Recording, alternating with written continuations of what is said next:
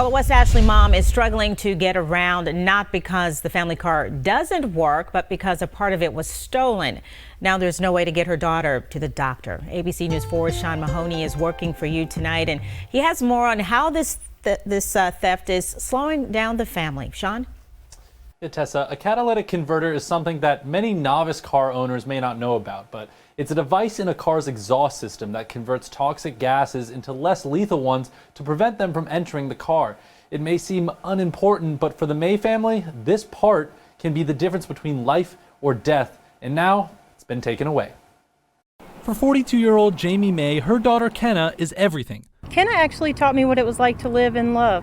When it comes to 110% unconditional love, that's what this child has. The 12-year-old is a quadriplegic since birth and requires a lot of care. That's why the family's 2004 Honda Odyssey is an important tool for everyday living. Putting her into the car is not only her wheelchair, but it's her ventilator, it's her suction machine, it's her oxygen tanks. Getting Kenna in the car is a process. It takes about 35 minutes. But when May realized the vehicle's catalytic converter was stolen, their life became much more difficult. I got on the ground and I looked. I went around the other side and I looked. The catalytic converter had been cut off. They left a little scrap piece of metal as a souvenir. The piece of her minivan that prevents toxic gases from entering the vehicle was removed from right outside of her home.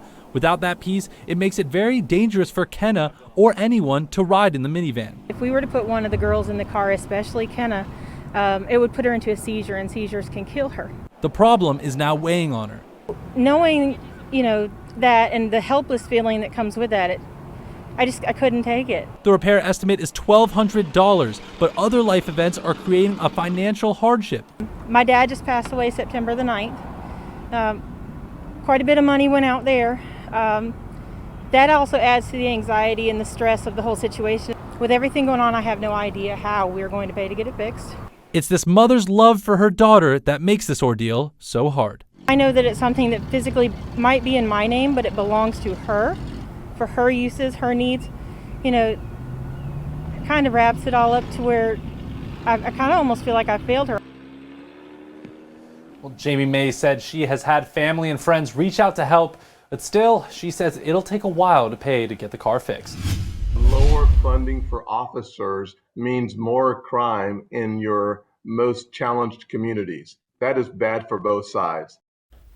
Well, 2020 was a year of racial reckoning with police and their practices. Millions of Americans have called for reform that's yet to happen.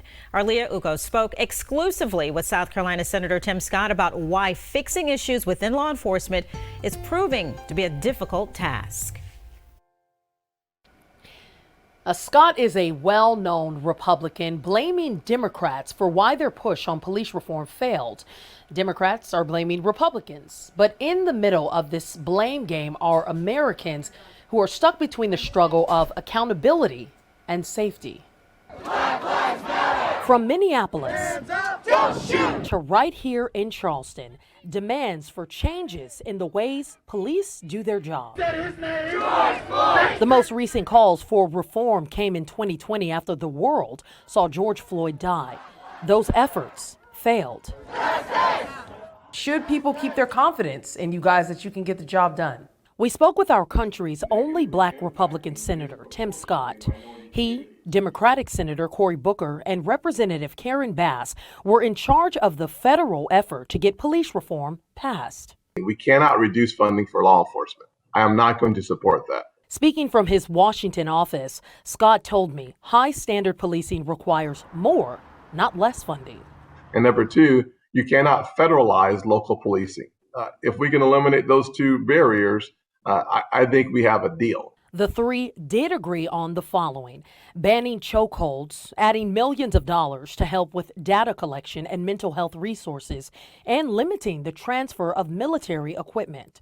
Scott rejected a proposal to criminalize departments and an executive order from former President Donald Trump that would give federal guidelines for law enforcement. Does the law enforcement community in South Carolina have an influence in you feeling that way? Well, federalizing all local policing, when we have 300 plus departments in South Carolina and 16,000 across the country, not expecting that the state or the local government cares more about their citizens than folks living in Washington, that's just antithetical to common sense from my perspective. In a joint statement, the International Association of Chiefs of Police, or IACP, and the Fraternal Order of Police, or FOP, wrote they were disappointed at the failed action, stating, quote, "At no point did any legislative draft propose defunding the police, but in fact provided additional funding to assist law enforcement agencies." What will you do if the Biden administration decides to listen to Representative Bass and just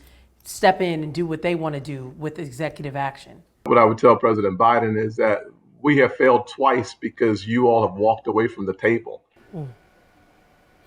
No direct or clear answer from Senator Scott on if he'll compromise on these negotiations or if police reform will become a real thing. But he did make one thing clear in a statement, and I quote, "Never walk away from the table because walking away means we're giving up on the communities and officers whose lives hang in the balance."